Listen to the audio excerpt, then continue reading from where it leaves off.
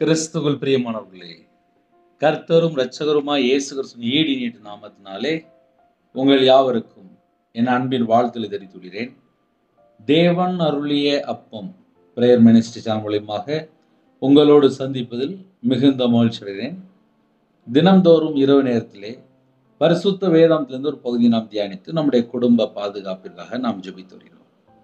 எரேமியா 20ஆம் அதிகாரம் 9ஆம் வசனம், எரேமியா 23ஆம் அதிகாரம் 29ஆம் வசனம். ஆதலால் நான் அவரை பிரஸ்தவம் பண்ணாமலும் இனி கர்த்தருடைய நாமத்திலே பேசாமலும் இருப்பேன் என்றேன். ஆனாலும் அவருடைய வார்த்தை என் எலும்புகளில் அடைபட்டு எரிகிற அக்கினியைப் போல் என் இருதயத்தில் இருந்தது. அதை சகித்து இளைத்து போனேன். எனக்கு பொறுக்க கூடாமற் போயிற்று. என் வார்த்தை அக்கினியைப் போலும் கண்மலை நொறுக்கும் சம்மட்டியைப் போலும் இருக்கிறதல்லவோ என்று கர்த்தர் சொல்லுகிறார். ஹல்லேலூயா. கிறிஸ்துவுக்குள் பிரியமானவர்களே, கர்த்தருடைய வார்த்தை யாரெல்லாம் தியானிக்கிறீங்களோ நம்ம இருதயத்துக்குள்ளே கொழுந்து விட்டு என்னுடைய அக்னி பற்றி பிடிக்கும். ஒரு ரகசியத்தை சொல்லி தரேன், அது உங்களுக்கு பிரயோஜனமாக இருக்கும். நான் எப்போதுமே அடிக்கடி என் லைஃப்பில் கஷ்டப்பட்ட காரியங்களை நான் உங்கள்கிட்ட ஷேர் பண்ணிட்டு வருவேன். ஏன்னா உபத்திரங்கள் வழியாக வந்தேன். சில உபத்திரங்கள் வழியாக வந்த காரியங்களை ஷேர் பண்ணும்போது மற்ற ஜனங்கள் அதன் மூலியமாக சில காரியங்கள் அந்த வீட்டுக்குள்ளே அவங்களும் உபத்திரத்தில் இருப்பாங்க. அதிலேருந்து வெளியில் வர்றதுக்கு ரொம்ப பிரயோஜனமாக இருக்கும். அதனால் கொஞ்சம் சொல்லுவேன். இன்னைக்கு என்ன சொல்ல போகிறேன் அப்படின்னா, 2016 2015 1/2 கோடி கடன், அது ஒரு பக்கம் கிடட்டும். ஆனால் கையில் பைபிள் எடுத்து ஒரு 7 மணி நேரம் 8 மணி நேரம் வாசிக்க ஆரம்பித்தேன். எனக்கு ரொம்ப மாந்திரியம் பண்ணியிருந்தாங்க. இந்த மாந்திரியத்திலேருந்து எப்படி வெளியில் வந்தேன் அப்படின்னு சொல்லி 2025 யோசித்து பார்க்கும்போது எப்போ பார்த்தாலும் கையில் பைபிள் எடுத்து வாசித்துட்டு இருப்பேன். இன்னைக்குள்ள செய்தியில் கொஞ்சம் நம்ம அதை ஆழமாக வசனத்து மூலியமாக அறிந்து கொள்ள முடியும். அவருடைய வார்த்தை என் எலும்புகளில். அப்ப தேவனுடைய வார்த்தை எங்க வருது அப்படின்னா எலும்புகளுக்குள்ளே வருகிறது. அவருடைய வார்த்தை என் எலும்புகளில் அடைபட்டு எரிகிற அக்கினியை போல் என் இருதயத்தில் இருந்தது. எல்லாரை போல எனக்கும் வசனம் தெரியாது. ஆனால் கையில பைபிள் எடுத்து வாசிக்க ஆரம்பிச்சேன். எனக்கு புரியல. எழுத்து கூட்டி ஒரு வசனத்தை 5 தடவை 10 தடவை வாசிக்க ஆரம்பிச்சேன். வசனத்தை மறுபடியும் அதே வசனத்தை மறுபடியும் வாசிக்கும் போது அந்த வசனத்தினுடைய அர்த்தத்தை ஆவியானவர் சொல்லிக் கொடுக்க ஆரம்பித்தார். அவருடைய வார்த்தை என் எலும்புகளில் அடைபட்டு எரிகிற அக்கினியை போல் என் இருதயத்தில் இருந்தது. அதை சகித்து இளைத்து போனேன். எனக்கு பொறுக்க கூடாமற் போயிற்று. தேவனுடைய வார்த்தையிலே ஜீவன் இருக்கு, வல்லமை இருக்கு. தேவனுடைய வார்த்தையிலே கிருபை இருக்கு, சத்தியம் இருக்கு. அவருடைய நாமம் என்ன? தேவனுடைய வார்த்தை என்பது. இன்று கர்த்தருடைய பிள்ளைகள் வேதத்தை தியானிக்கிற பிள்ளைகள் வேணும். வேதத்தை தியானிக்கும் போதுதான் நம்ம இருதயத்துக்குள்ளே கொழுந்து விட்டு எரியக்கூடிய அக்னி பற்றி பிடிக்கும். இன்று எத்தனையோ குடும்பத்தில் வேதத்தை தியானிக்கிற குடும்பத்தை பார்க்க முடியலை. கையில பைபிள் எடுத்து வாசிக்கிற டைம் பார்த்தா 5 நிமிஷம் 10 நிமிஷம். ஆனா செல்போன் கையில எடுத்து யூஸ் பண்ற டைம் பார்த்தா 6 மணி நேரம் 8 மணி நேரம். ஒரு நாளைக்கு 6 மணி நேரம் 8 மணி நேரம் நீங்க கையில பைபிள் எடுத்து வாசித்து பாருங்க. உங்க வாழ்க்கை எவ்வளவு பிரகாசமா இருக்கும் தெரியுமா? இன்று நிறைய குடும்பத்துல ஏன் ஜனங்கள் அழிஞ்சு போறாங்க, அழிந்து போய் கொண்டு இருக்கிறாங்க அப்படின்னு சொல்லி என் வாழ்க்கையில நான் கையில பைபிள் எடுத்து வாசித்து நான் வேதனைப்பட்ட காரியம் என்ன தெரியுமா? ஒரு 14-15 வயசு பையன், ஒரு 16 வயசு பையன், ஒரு 18 வயசு பையன், 20 வயசு பையன், 25 வயசு, 30 வயசு, அது வாலிப பிள்ளைகளா இருக்கலாம், வாலிப பையங்களா இருக்கலாம். வெளியில போயிட்டு வராங்க, வீட்டுக்குள்ள வந்த உடனே முதல்ல செல்போன் தான் கையில் எடுக்கிறாங்க. என் வாழ்க்கையில் 2015 நான் வியாபாரத்தில் கஷ்டப்படும் போது ஒரு நார்மல் ஒரு சின்ன செல்போன் தான் வச்சுருந்தேன். வியாபாரத்தில் மாந்திரியம் பண்ணிச்சிட்டாங்க. கடையில் இருக்கும்போது கடையில் எந்த ஒரு பொருள் கிடையாது. சாபத்தில் வாழ்ந்துட்டு இருந்தேன். அப்படி வாழும்போது கையில் பைபிள் எடுத்து வாசித்துட்டே இருப்பேன். வசனத்தை வாசிக்கும்போது கண்ணீரோடு வாசிப்பேன். அவருடைய வார்த்தை என் எலும்புகளில் அடைபட்டு எரிகிற அக்கினியை போல், எரிகிற அக்கினியை போல் என்று எழுதப்பட்டிருக்கு. சமையல் பண்ணும்போது வீட்டில் எவ்வளவு ஸ்பீடா ஒர்க் பண்ணணுமோ அவ்வளோ ஸ்பீடா அந்த அடுப்பை கூட்டி வைப்பாங்க, ஸ்டவ்வை கூட்டி வைப்பாங்க. அப்புறம் தான் ஒர்க்கு ஸ்பீடா ஓடும். அந்த ஸ்டவ்வை மட்டும், அந்த கேஸை மட்டும் ஆஃப் பண்ணியாச்சு அப்படின்னா ஒர்க்கு ஃபுல்லாக ஸ்லோ ஆயிடும். அப்போ என்ன அர்த்தம் அப்படின்னா, வேலை ஸ்பீடா செய்யணும் அப்படின்னா அந்த ஃபயர் அதிகமா இருக்கணும். ஆவிக்குரிய வாழ்க்கையிலே பரிசுத்த ஆவியானவர் வரும்போது, அவர் பேரே அக்னிமயமான ஆவியானவர், அக்னி அபிஷேகம். நமக்குள்ள அக்னி அபிஷேகம் இருக்குமானால் நம்முடைய வாழ்க்கை வித்தியாசமா இருக்கும். நான் எப்பவுமே ஜெபிக்கும்போது அக்னி அபிஷேகத்தினால நிரப்புங்கப்பா அப்படின்னு சொல்லி ஜெபிப்பேன். அக்னி அபிஷேகத்தினால் நிரப்பும் போதுதான் நம்முடைய வாழ்க்கை வித்தியாசமா இருக்கும். எதுக்கு அடிக்கடி சில காரியங்கள் சொல்லுவேன் அப்படின்னா, நான் சாகணும்னு சொல்லியே, நான் செத்து போகணும்னு சொல்லியே எனக்கு 13 வருஷம் ஒரே மனுஷன் மாந்திரியம் பண்ணிக்கிட்டே இருந்தான். ஒரே மனுஷன் மறுபடியும் மறுபடியும் மாந்திரியம் பண்ணிட்டே இருந்தான். நான் சொல்றது எப்படின்னா, 2008 இருந்தே ஒருத்தன் மாந்திரியம் பண்ணிட்டே இருந்தான். 2020 2021 ஒரு நாள் மறுபடியும் அதே இடத்துல போய் ஜெபிக்கணும்னு சொல்ல வந்துச்சு. அந்த இடத்துக்கு நான் போயிட்டு வந்தேன். அடுத்த 3ஆம் நாள் பார்த்தா ஆள் காணோம். என்னன்னு சொல்லி பார்த்தா சூசைடு. அவ்வளவுதான், ஆள் காலி. அவ்வளவுதான். கர்த்தருடைய பிள்ளைகள் கையில பைபிள் எடுத்து நம்ம வாசிக்கும் போது, தியானிக்கும் போது எந்த பிசாசும் பக்கத்துல வர முடியாது.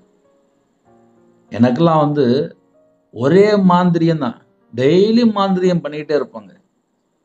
நான் பார்த்தா கையில பைபிள் எடுத்து வாசித்து அந்நிய பாஷையில ஜெபிக்க ஆரம்பிச்சேன், வேதத்தை தியானிக்க ஆரம்பிச்சேன், இரவு பகலுமா தியானிக்க ஆரம்பிச்சேன். ஏன்னா கடைசி காலத்துல நம்ம வாழ்ந்துட்டு இருக்கோம். இப்படிலாம் இன்னைக்கு ஆவிக்குரிய வாழ்க்கையில நம்ம வளர்றதுக்கு நமக்கு யாரு சொல்லிதரா? நம்ம கொஞ்சம் யோசித்து பார்ப்போமே. தேவன் அருளி அப்ப மனுஷன் மூலியமா கேட்குறீங்களா? உங்க வீட்டுல நீங்க முழங்கால் போட்டு ஜெபம் பண்ணுங்க. என் வாழ்க்கையில கண்ணீரோடு ஜெபம் பண்ண ஆரம்பிச்சேன். இன்னைக்கு நிறைய குடும்பத்துல வீட்டுல பிரச்சனை வந்தோன்னா பிரச்சனையை மட்டுமே உட்கார்ந்து யோசித்துக்கிட்டு இருப்பாங்க. உங்க வாழ்க்கையில உங்க இருதயத்துக்குள்ள தேவனுடைய வார்த்தை இருக்குமானால், தேவனுடைய வார்த்தை இருக்குமானால், அவருடைய வார்த்தை என் எலும்புகளில் அடைபட்டு எரிகிற அக்கினியை போல் என் இருதயத்தில் இருந்தது. அதை சகித்து இளைத்து போனேன். எனக்கு பொறுக்க கூடாம ஆயிற்று. உடம்புக்குள்ள, எலும்புக்குள்ள, இருதயத்துக்குள்ளே அக்னி பற்றி பிடிச்சா எப்படி இருக்கும்? அதை தாங்கி கொள்ள முடியாது, அதை சகித்து கொள்ள முடியாது. இளைத்து போனேன், எனக்கு பொறுக்க கூடாம ஆயிற்று. 2015 ஒரு நாளைக்கு 8 மணி நேரம், குறைஞ்சது 8 மணி நேரம் பைபிள் வாசிக்க ஆரம்பிச்சேன். 2016 முழு நேர ஊழியத்துக்கு வந்துட்டேன். 1 வருஷம் தான் பைபிள் வாசித்தேன். அடுத்த வருஷம் ஊழியத்துக்குள்ள வந்துட்டேன். என்ன காரணம்? வசனத்தை வாசிக்கும் போது, தியானிக்கும் போது, ஐயோ என் வாழ்க்கை இப்படி இல்லையே, நான் துன்மார்க்கனா வாழ்றேனே, நான் பாவத்துல இருக்கிறேனே, நான் கட்டப்பட்டு இருக்கிறேனே, என்னோட வாழ்க்கையில நான் கர்த்தரை விட்டு வழி விலகிட்டேனே அப்படின்னு சொல்லி வேதனைப்பட்டு கண்ணீரோடு வாசிக்க ஆரம்பிச்சேன். வசனத்தை வாசிக்கும் போது கண்ணீர் வடிச்சிட்டு இருப்பேன். பைபிள் அப்படியே சொட்டு சொட்டு சொட்டுன்னு வடியும், கண்ணீர் வடியும். இதயத்துக்குள்ள என்னெல்லாம் அசுத்தம் இருந்துச்சோ, இதயத்துக்குள்ள என்னெல்லாம் கர்த்தரை விட்டு தள்ளி போற காரியம் இருந்துச்சோ, கண்ணீர் விட்டு ஜெபிக்கும் போது, கண்ணீர் விட்டு வேதத்தை வாசிக்கும் போது, இதயத்துக்குள்ளே பரிசுத்த அக்கினி இறங்கி வரும்போது, கர்த்தரை விட்டு வழி விலகிற காரியங்கள் என்னதான் இருக்கோ அது எல்லாம் வெளியில போயிட்டு. ஒருத்தன் மாந்திரியம் பண்ணிக்கிட்டே இருந்தான். அவனுக்கு வேலையே இல்லை, அவன் பேசாம மாந்திரியம் பண்ணிட்டே இருந்தான். ஒரு நாள் அந்த இடத்துக்குள்ள போக வேண்டிய சொல்ல வந்துச்சு. அவ்வளவுதான், அந்த குடும்பத்திலே ஜீவன் போயிற்று. ஏன்னா மாந்திரிகம் தொடர்ந்து பண்ணிட்டே இருக்கிறாங்க. எனக்குள்ளே கர்த்தருடைய ஆவியான இருக்கும்போது, பரிசுத்த ஆவியான இருக்கும்போது, அக்னிமயமான ஆவியான இருக்கும்போது, கொழுந்து விடுடைய அக்னி உள்ள இருக்கும்போது பக்கத்துல யாரும் நிக்க முடியாது. இந்த செய்தி யாரெல்லாம் கேட்குறீங்களோ, உங்க இருதயத்துக்குள்ளே கொழுந்துடைய அக்னி பட்டு பிடிக்கணுமா? வேதத்தை தியானிக்கணும். இன்னைக்கு நிறைய குடும்பத்துல வேதத்தை தியானிக்கிற பிள்ளைகளை பார்க்க முடியல. அதுதான் வேதனையா இருக்கு. எனக்கு நிறைய நேரத்துல என்ன தெரியுமா வேதனையா இருக்கும்? இந்த செல்போனை நினைச்சாலே வேதனையா இருக்கும். 39ஆம் சங்கீதம் 3ஆம் வசனத்துல அழகா எழுதப்பட்டிருக்கு. என் இருதயம் எனக்குள்ளே அனல் கொண்டது, நான் தியானிக்கையில் அக்கினி மூண்டது, அப்பொழுது என் நாவினால் விண்ணப்பம் செய்தேன். இது என்னுடைய வாழ்க்கையிலே 2015 உள்ள ஒரு கீவேர்டு. இந்த வசனத்தை சொல்லிதான் நான் ஜெபம் பண்ணுவேன்.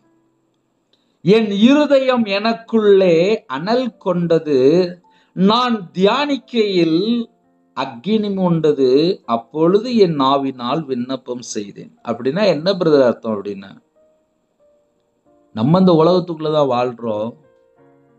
ஒவ்வொரு வீட்டுக்குள்ளயும் ஒவ்வொரு பிரச்சனை இருக்கும். இப்ப நான்லாம் 11 வயசுல வேலைக்கு போற ஆளு. எனக்கு எப்படி வாழணும் அப்படின்னு சொல்லி நிறைய காரியங்கள் எனக்கு தெரியாது. ஆனால் கையில பைபிள் எடுத்து வாசிக்கும் போது, ஆவியானவர் இடைபடும் போது முதல்ல வாழ்க்கையில மாற்றம் வந்துடும். கர்த்தரை விட்டு நான் எங்கெல்லாம் தள்ளி போறனோ அதை எனக்கு ஆவியானவர் கற்றுக் கொடுக்க ஆரம்பிச்சார்.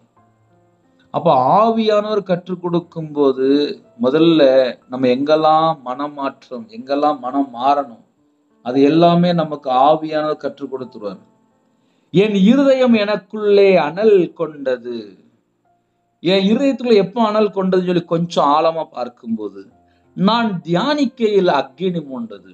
அப்ப வேதத்தை தியானிக்கிற பிள்ளைகளுக்கு விசேஷமான ஒரு அபிஷேகம். நான் எப்போதுமே சொல்லுவேன் 6ஆம் கிளாஸ் அப்படின்னு. ஏன் 6ஆம் கிளாஸ் அப்படின்னு சொல்ல வேண்டியிருக்கு அப்படின்னா, ஒரு வசனத்தை வாசிக்கிறதுக்கு எனக்கு 5 நிமிஷம் ஆகும்.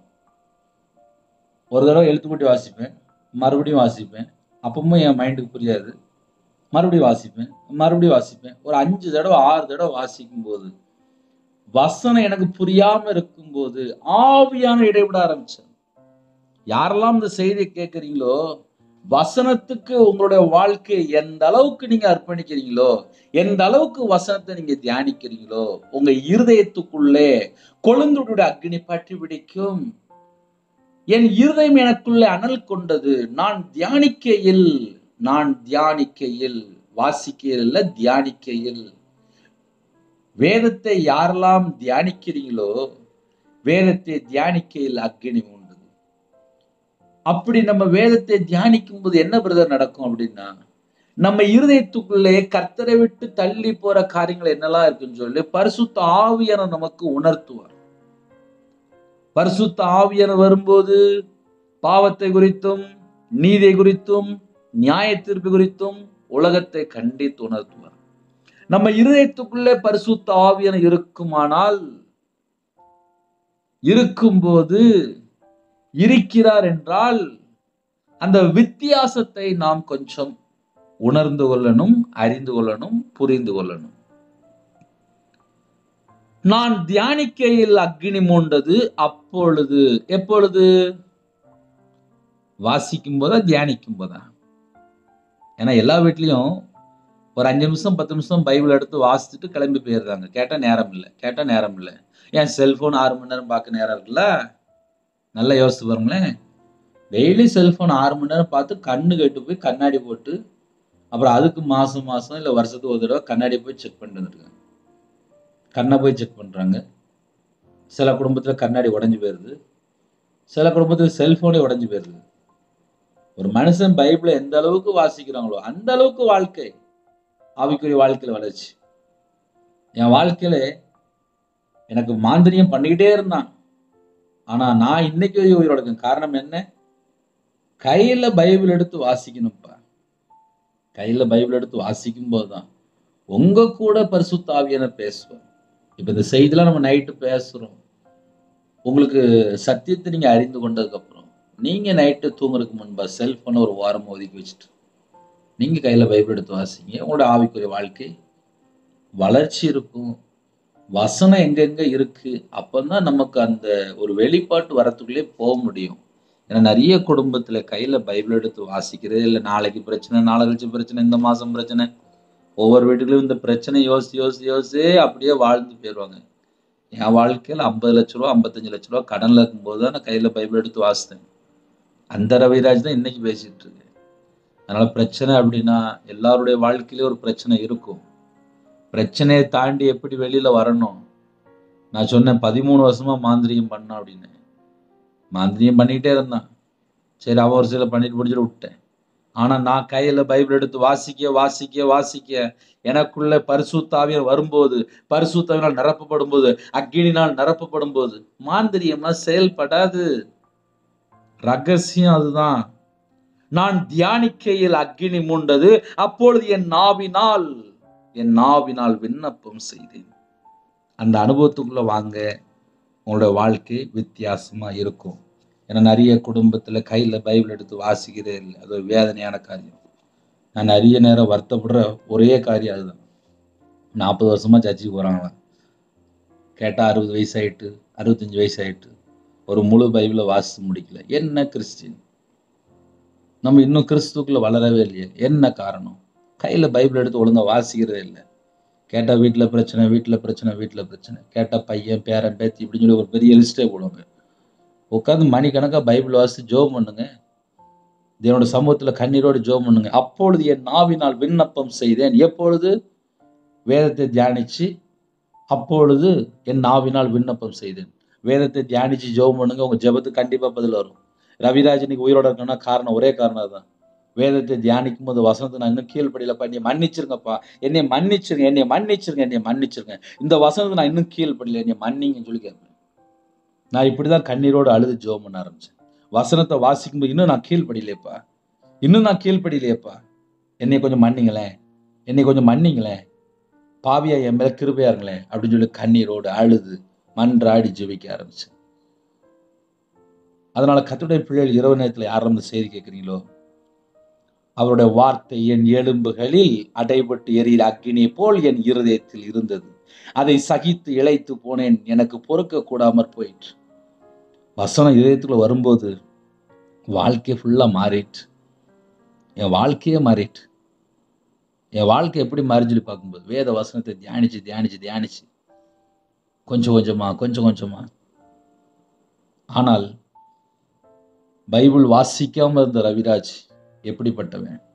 பைபிள் வாசித்ததுக்கு அப்புறம் இந்த வசனத்துக்குள்ள வரும்போது இந்த வசனம் என்ன சொல்லுது, என்கிட்ட இன்னும் என்ன குறை இருக்கு, அந்த வித்தியாசம் ஆவியான கற்றுக் கொடுக்கும்போது, அந்த வார்த்தைக்கு கீழ்ப்படியும் போதுதான் ஆவிக்குரிய வாழ்க்கையில வளர்ச்சி. அதனால சும்மாலாம் ஆவியில வளரணும் அப்படின்னு நினைச்சா நம்ம என்ன காரியம் செய்யறோம், நம்ம என்ன செய்து கொண்டிருக்கிறோம், அதை நம்ம கொஞ்சம் யோசித்து பார்க்கணும். எரேமியா 23:29 என் வார்த்தை அக்கினி போலும், தேவனோட வார்த்தை அக்கினி போல இருக்கு, கண்மலை நொறுக்கும் சம்மட்டியை போலும் இருக்கிறது அல்லவோ என்று கர்த்தர் சொல்கிறார். கண்மலை நொறுக்கும் சம்மட்டி. ஒரு கண்மலை நொறுக்கிறதுக்கு ஒரு சம்மட்டி இருக்கான். இன்னைக்கு நிறைய குடும்பத்துல செத்து போன வாழ்க்கை, ஏமாந்துட்டாங்க, இல்லை ஏமாத்திட்டாங்க, இல்லை மோசம் போயிட்டாங்க, இல்லைன்னா பாவத்துல வாழ்ந்துட்டு இருப்பாங்க, அசுத்தத்துல வாழ்ந்துட்டு இருப்பாங்க, விபச்சாரத்துல வாழ்ந்துட்டு இருப்பாங்க, மதுபான அடிமையில இருப்பாங்க, இல்லை போதை அடிமையில இருப்பாங்க, இல்லைன்னா கையில ஊசிலாம் போடுறாங்களாம், எனக்கு தெரியாது. இப்படி போதையில என்னெல்லாமோ அடிமையில வாழ்ந்துட்டு இருக்காங்க. அப்ப இப்படிப்பட்ட ஜனங்கள்லாம் கர்த்தருக்குள்ள வரணும் அப்படின்னா வசனத்தை கையில பைபிள் எடுத்து வாசிக்கணும். ஒவ்வொரு வீட்டுக்குள்ளயுமே பல மணி நேரம் உட்காந்து கையில பைபிள் எடுத்து வாசிங்க. உங்க பிள்ளைகள், பேரம்பேத்தி, உங்க குடும்பத்துல எல்லாரும் நல்லா இருப்பீங்க. 2017 ஒரு வாலிப மகள், ஒரு 23 வயசு வாலிப மகள், அந்த வாலிப மகள் சொன்னா, அண்ணே நான் சாக போறேன், எனக்கு வாழ பிடிக்கல, எங்க வீட்டுல என்னை எல்லாரும் ஏசுறாங்க, நான் சாக போறேன் அப்படின்னு சொல்லி கண்ணீரோடு சொன்னேன். நான் உடனே கேட்டேன், ஒரு முழு பைபிளை நீ வாசிச்சு முடிச்சிட்டியா அப்படின்னு சொல்லி கேட்டேன். அவ சொல்றா, அண்ணே நான் சாக போனேன் அப்படிங்க. நான் சொல்கிறேன், நீ முழு பைபிளை வாசித்தியா அப்படின்னு கேட்டேன். இன்னும் வாசிக்கலையே அப்படின்னேன். சரி, பைபிள் எது வரையும் வாசிச்சிருக்கேன்? பழைய ஏற்பாட்டில் கொஞ்சம் வாசிச்சிருக்கேன், சங்கீதம் வாசித்துட்டேன், நீதிமொழி வாசித்துட்டேன், புதிய ஏற்பாட்டில் கொஞ்சம் வாசித்துட்டேன் அப்படின்னேன். ஒரு பைபிள் சார்ட் என்கிட்ட இருந்துச்சு. அந்த பைபிள் சார்ட் அந்த வாலிப மகள்கிட்ட கொடுத்தேன். முதல்ல இந்த முழு பைபிள் ஃபுல்லாக வாசி, எங்கெங்கே பைபிள் வாசிச்சிருக்கியோ முதல்ல டிக் பண்ணு, மிச்சம் உள்ள பகுதியை பைபிள் வாசி, ஒரு 7 நாளுக்குள்ளே முழு பைபிளை வாசி, டெய்லி ஒரு 39 அதிகாரம் உட்காந்து வாசி அப்படின்னு சொல்லி கொடுத்து வந்தேன். கரெக்டாக ஒரு மாதத்துக்குள்ளே 4 தடவை ஃபுல் பைபிளை ரீட் பண்ணி முடிச்சிட்டேன். ஏன்னா அந்த வாலிப மகளுக்கு அவ்வளோ பிரச்சனை இருந்துச்சு. காலையிலேருந்து நைட் வரையும் உட்காந்து ஃப்ரீயாக இருக்கும் உட்காந்து பைபிள் வாசித்தேன். அந்த வாலிப மகளை 1 வருஷம் கழிச்சு பார்த்தேன்.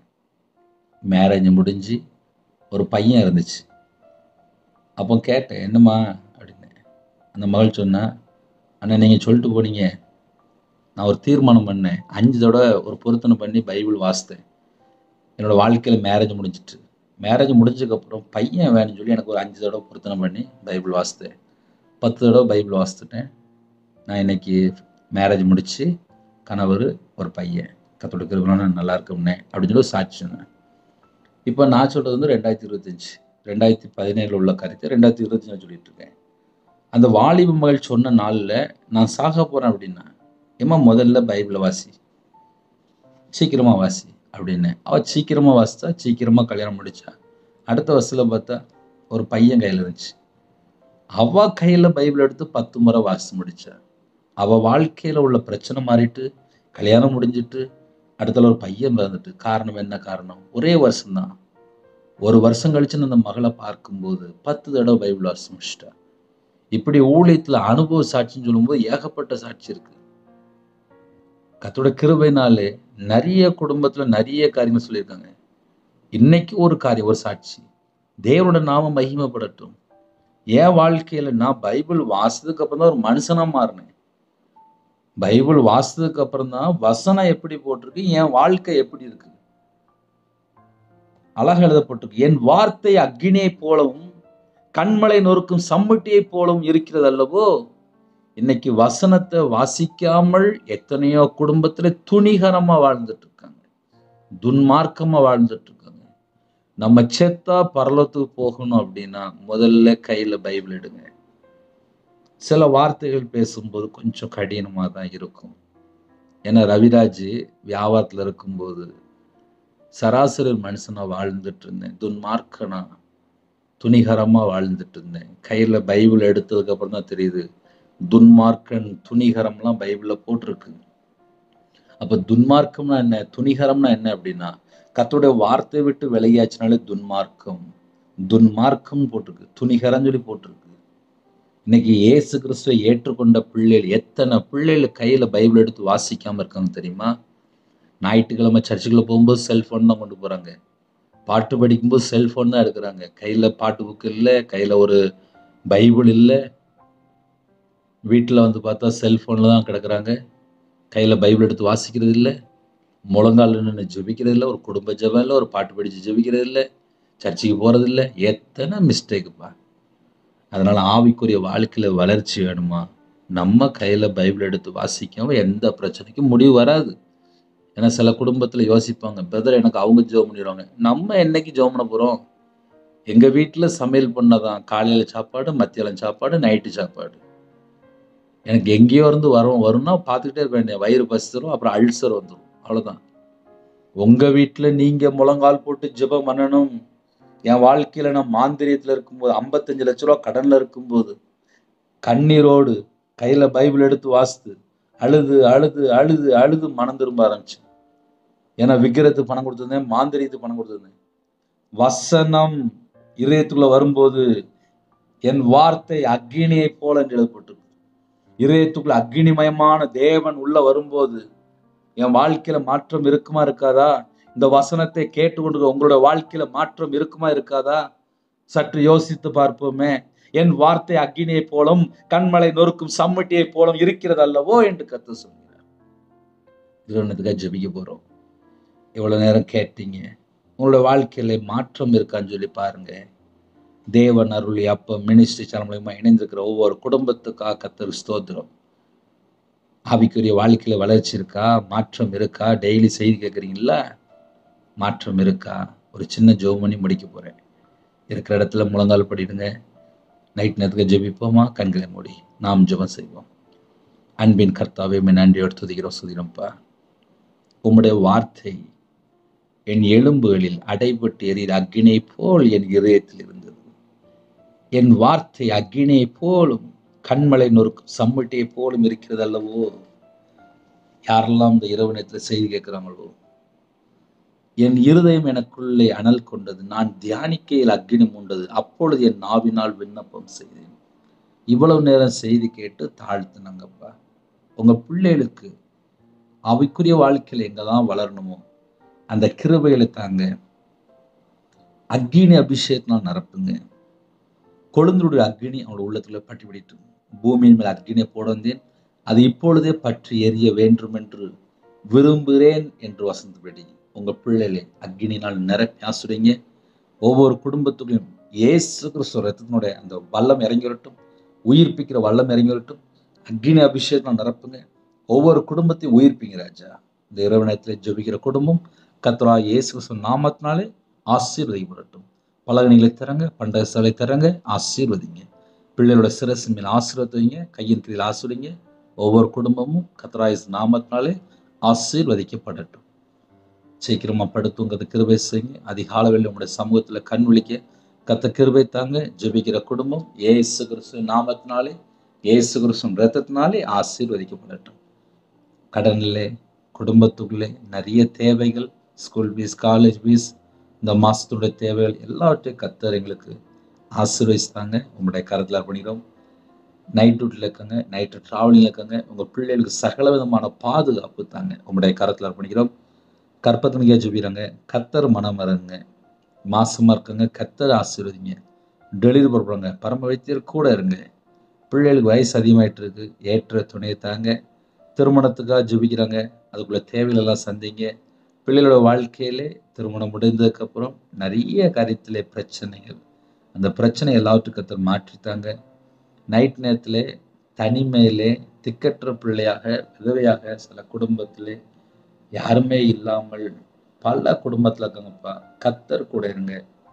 வெளிநாட்டில் இருக்கிறாங்க, இருக்கிற இடத்துல கர்த்தர் கூட இருந்து ஆசிரியங்க. இந்த நாள் முழுதும் பாதுகாத்த கிருபைக்காக உமக்கு நன்றி செலுத்துகிறோம். அப்பிரயோஜனமான ஊழியக்காரன்பா, தேவன் அருளிய அப்பம் மினிஷன்ல கர்த்தருடைய கரத்தில் அர்ப்பணிக்கிறோம். அடியேன் உம்முடைய கரத்தில் அர்ப்பணிக்கிறோம்ப்பா. யாரெல்லாம் இரவு நேரத்திலே தினமும் செய்தி கேட்குறாங்களோ அந்த குடும்பம் ஆவிக்குரிய வாழ்க்கையில் ஒரு மாற்று வேணும். கர்த்தர் கிருபை தாங்க. ஜெபிக்கிற பிள்ளைகளை எழுப்புங்க, துதிக்கிற பிள்ளைகளை எழுப்புங்கப்பா. கர்த்தருடைய வார்த்தைக்கு தியானித்து எங்க வாழ்க்கை கிறிஸ்துவுக்குள்ள இருக்கணும். ஆவிக்குரிய வாழ்க்கையில வளர்றதுக்கு உங்களுடைய வசனத்தை நாங்கள் கை கொள்ளணும். எங்களுக்கு கிருபை தாங்க. வசனத்துல நிலைத்திருக்கணும், கிருபை தாங்க. உண்மை போல நாங்கள் மாறணும், கிருபை தாங்க. சரீரத்துல பலவீனத்துல படுத்த படுக்கையில ஹாஸ்பிட்டல் ஆக்சிடென்ட், சில குடும்பத்துல கவர்மெண்ட் ஹாஸ்பிட்டல், பிரைவேட் ஹாஸ்பிட்டல், சில குடும்பத்துல ஐசியூல எத்தனையோ குடும்பத்துல பலவீனத்தை கொடுக்காங்க. உம்முடைய தழுமுள்ள கரத்தினாலே தொட்டு சுகமாக்கி தாங்க. பரிபூர்ணமான சுகம் தாங்க, தீர்காயுசு தாங்க. பலவீனத்தை எல்லாம் நீக்கி கொடுங்க. இரவு நேரத்தில் ஜெபித்த எல்லா குடும்பத்தையும் கர்த்தர் ஆசீர்வதிங்க.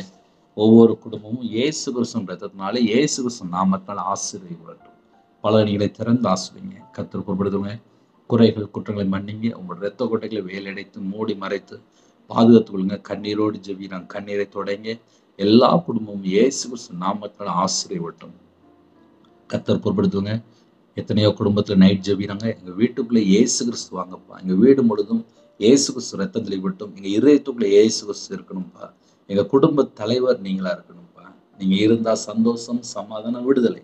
எங்க வீட்டுக்குள்ள நீங்க தங்கிருங்க. உங்க கரத்துல அர்ப்பணிக்கிறோம். துதிகான மகிமையெல்லாம் ஒருவருக்கே செலுத்திடும். இயேசு கிறிஸ்து மூலம் பிதாவே, ஆமென். தேவனுக்கே மகிமை உண்டாவதாக. கர்த்தர் தாமே உங்களையும் உங்கள் குடும்பத்தையும் சகல காரியத்திலும் சம்பூர்ணமா திருப்தியாக கர்த்தர் கொடுத்து ஆசீர்வதிப்பாராக. ஆமென். கர்த்தராகிய இயேசு கிறிஸ்துவின் கிருபையும் பிதாவாகிய அன்பும் பரிசுத்தனுடைய ஐக்கியமும் இப்பொழுதும் எப்பொழுதும் சதா காலங்களிலும் நம்ம கொடுப்பதாக. ஆமென். கிறிஸ்துவில் பிரியமானவர்களே, டெய்லி எனக்கு ஒரு நிமிடமா ஜெபிங்க. சுவிசேஷம் எல்லா தேசத்திலும் போய் கொண்டிருக்கு. எல்லாரும் நம்ம கர்த்தரோட வருகையில் ஆயத்தமா இருக்கணும். முடிந்த அளவுக்கு யாரெல்லாம் அந்த செய்தி கேட்குறீங்களோ எனக்கு ஒரு நிமிடமா ஜெபிங்க. God bless you.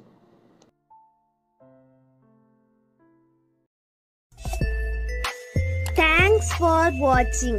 Please subscribe our channel. Click the like and share. Click the bell. God bless you.